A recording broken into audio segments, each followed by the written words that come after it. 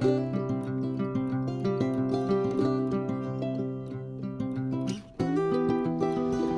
morning. Welcome to day 6 on the Camino del Norte. Today I'm leaving the city of Gernika and I'm heading to Bilbao. We will talk about the distance later and about what I'm doing later. But right now, on my way out, I want to chat about something that is very significant to where I'm at. And we're walking past it on the way out, so I really think it's important not to overlook. And that is something that happened in Guernica back in 1937. You see, this is a city with a very dark history. And the reason for that is that, this has always been a symbol of Basque freedom for this part of the region. And back in the 1930s, Spain was embroiled in a civil war. And at the time, Franco, who was fighting the government, this is before he became the dictator here in Spain, he basically got together with his buddies in the Nazi army and in the Italian fascist army and asked them to bomb Gernika. And so they did.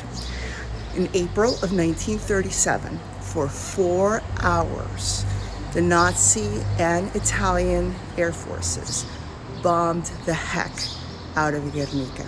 And they completely leveled the city. About 90% of the buildings were destroyed. They killed around 2,000 people. And adding insult to injury, do you know what Franco did? He lied about it. He denied that this ever happened and said that it was the Basque nationalists who had set fire to the city.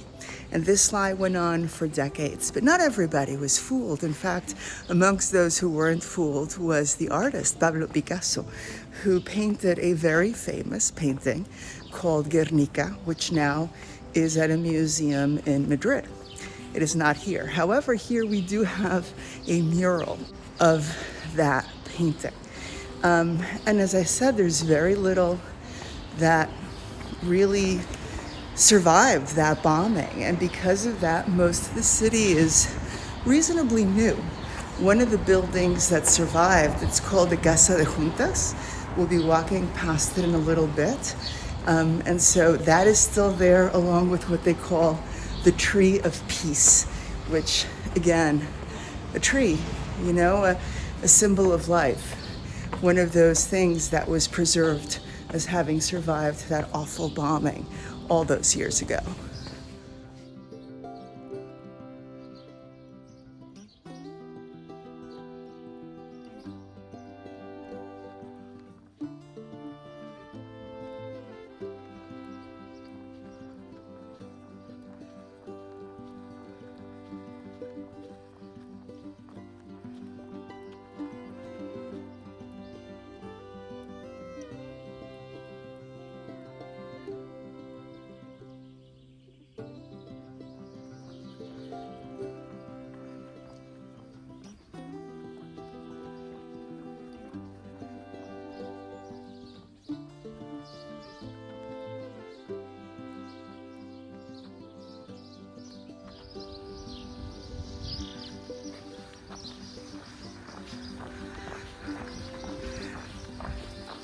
I love Santa Lucia. You know why I love Santa Lucia? Because Santa Lucia has a bathroom.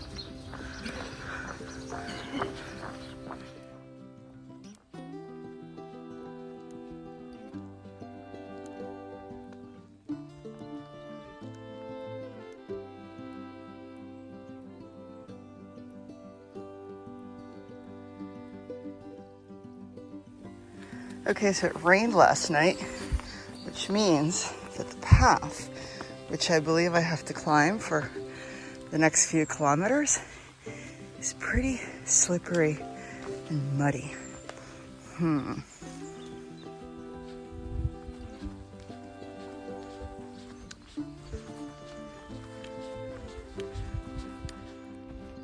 Okay, so that climb was not nearly as bad as I thought it would be. I mean, yes, it was muddy and slippery, but the good thing was that it wasn't really steep. It was pretty steady and had a lot of steps, so to speak.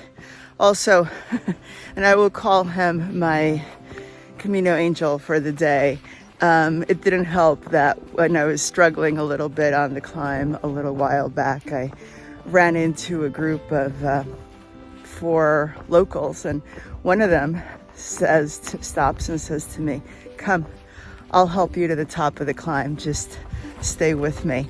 And, you know, he just basically started chatting and kept me entertained and was like, "Here we are.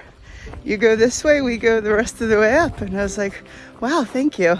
It is easier when, you know, there's somebody distracting you from the pain and suffering of climbing.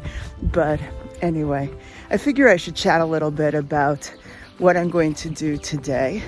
As I said, I am going to Bilbao today, but I'm not walking the whole way to Bilbao. Today is day 1 of what I have termed a cheat day. And I know it goes against the Camino grain to, you know, take public transportation. But actually it seems like on the Northern Way, it's more accepted because there's several stages that otherwise become incredibly long if you do them in one go. And if you divide them, you end up with the second day being really short. So in this case, I am taking a well-known cheat, which is to walk from Gernika to Lezama, which is about 13 miles, 21 kilometers, and then from Lezama to get on a train and take the train into Bilbao. If I walked it, it would add another 11 kilometers, so about 6.5 miles to the day. It would make it a 20-mile day. That would obviously be super duper long. So that is the reason for the cheat. Plus, I think most people actually skip it because those last 6.5 miles are very industrial and supposed to just be very unpleasant and ugly to walk through. So it's funny, the woman at the hotel said to me, "Don't walk, take the train." And I was like, yeah, that's what I was planning. She's like, everybody does that. Nobody walks the whole way. So I thought that was really funny. Anyway, that is what I'm doing today. And so onwards.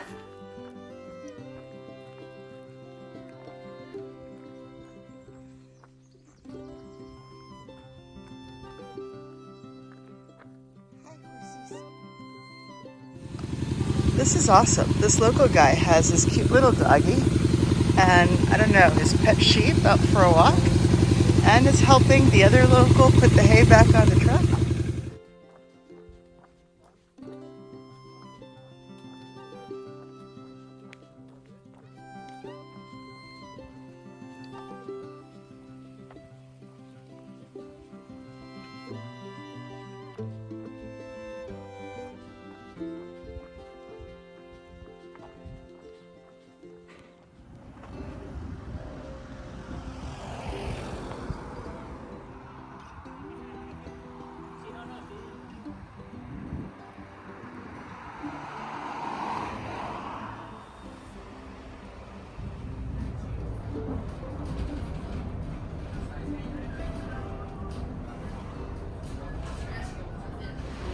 Well, it ended up being a bus and not a train, mostly because it's what came first. So I'm now in Bilbao and need to find the way to my apartment for the next couple of days.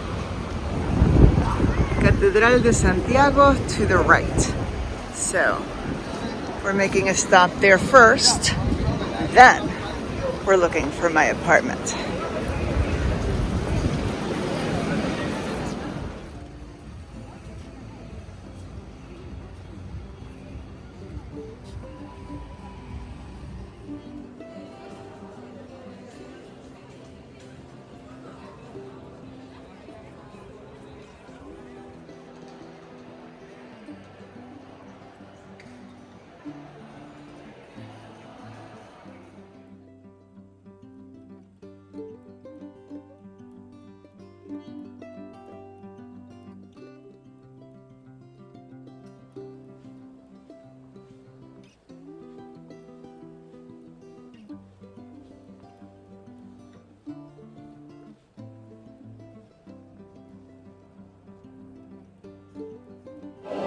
En mi ciudad, porque lo he visto yo. El aviador de Cancún también quería volar. El aviador de Cancún